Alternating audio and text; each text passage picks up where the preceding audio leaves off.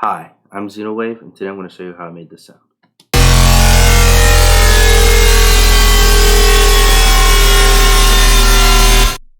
Here it is in context.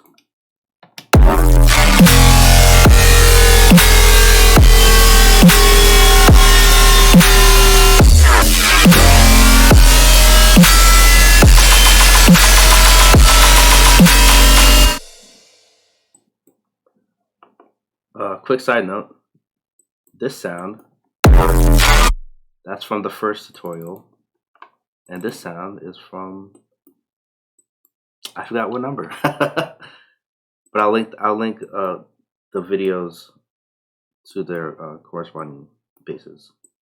Anyways, the main concept behind this sound is really just FM, just FM, yeah. But more specifically, a gritty timbre modulated by some sort of linear waveform, preferably a saw wave. So another thing, actually, it's a pretty harsh sound, so I decided to dip a high shelf at around 11K hertz. And on top of that, if it's still too harsh, you can also just oversample it to prevent the aliasing, because the sound kind of relies on the aliasing. Doesn't need to, but that's what adds some more harshness to it. And another thing is, when you render your song or your project with this sound in it, if you don't turn this off and bring this down, you're just going to end up sounding like whatever oversampling rate it's going to be at. So if I have it at 8 times, it's going to sound like this.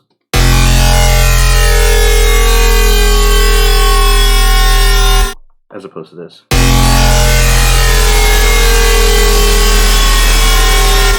Just something to, just a heads up, basically. Yeah. So operator 1, this is just a saw wave, and to get this sort of shape, I just right click and just kind of do that, and you just get whatever harmonics you draw. It's negligible. It's not. You don't have to be specific. You do what you want with this. And operator 2 is a square wave, and I did a similar thing. I just kind of drew in the shape, and I actually went over it with my left mouse click, because I don't know, I felt like it. Also negligible. Let's actually break this down so I can explain this a little bit more. Turn this off. So when we have like a square wave modulating a saw wave, we have this sound. And the whole point of this is to just introduce more interest into the sound. So I just started randomly messing around with this.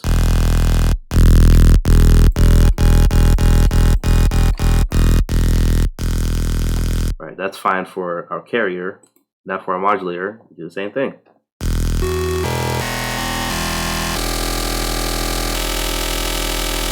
Sweet. And then, the rest is history. So that's really what's going on with operators 1 and 2. Operator 3 is our super modulator, which is just a modulator that modulates all of the active operators. Operator 6 is just direct out. It's not FM'd or anything. Super modulators modulate everything that are meant to be FM'd, basically. The main part of the sound. Yeah.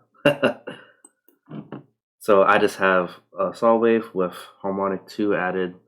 It's not necessary, but this is just what I liked. And I have a ratio of 16, and volume is being automated. So real quick. So yeah, right here, if I have 100% in the automation, we have positive 100% in the actual volume of the operator. If I bring it down to 0, so 0 is actually 50% in the automation clip. If I bring it down to 0 in the automation clip, we have negative 100% in the operator. Very important thing to know. So let's bring it back. All right. And yeah, I was usually with super modulators, you just mess with the volume and you'll find something cool. And I figured, oh, this is like a high frequency screechy sound. This is perfect. So I just did this.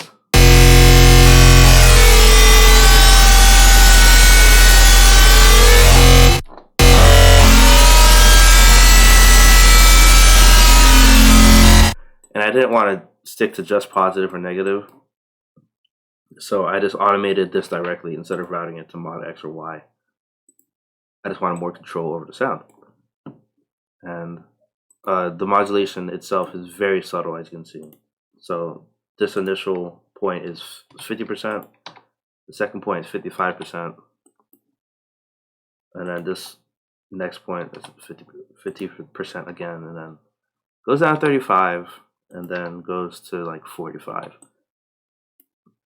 So those subtle changes really, really transform the sound, as you may have heard. And so let's go to operator 6. So yeah, this is not like the main sound, it's just a separate sub. Beautiful. And oh well, it's a sine wave with a little bit of tension, by the way. That's it. And filter 1 is just distortion. You turn off the filter.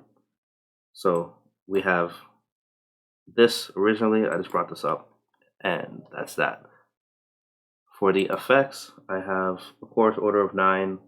Chorus depth is at 100%. There's no chorus speed. There's 87% chorus delay, and spread, cross, and volume are all 100%. And that's the sound.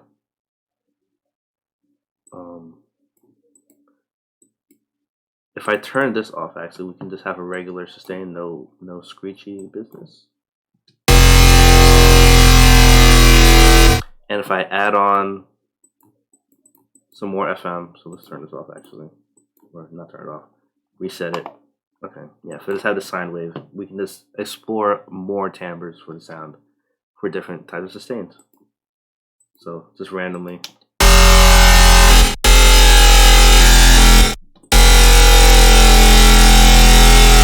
And of course we can change the original operator carrier modulator relationship to get different timbres. That's too harsh.